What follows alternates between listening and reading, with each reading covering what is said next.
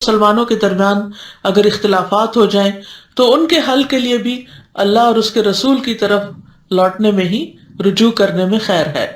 پھر اسی طرح گمراہی سے بچنے کے لیے اللہ اور اس کے رسول کو تھامنا بہت ضروری ہے، یعنی مراد ہے کتاب اللہ اور سنت نبی ہی۔ نبی صلی اللہ علیہ وسلم نے فرمایا ترکت فیکم امرین لن تضلوا ما تمسکتم بہما کتاب اللہ و سنت نبیہ، میں تم میں دو چیزیں چھوڑ کر جا رہا ہوں، تم ہرگز گمراہ نہ ہوگے جب تک ان دونوں کو مضبوطی سے تھام کر رکھو گے، ایک اللہ کی کتاب اور دوسرے اس کے نبی کی سنت۔ اور یہ یاد رکھیے کہ خوشی میں، تنگی میں، کشادگی میں، ناگواری میں، کسی بھی صورت میں ہمیں اللہ کی اطاعت اور اس کے رسول صلی اللہ علیہ وسلم کی اطاعت کرنی ہی ہے۔ اور اللہ سبحانہ تعالی ہمیشہ اس دین میں ایسے پودے لگاتا رہے گا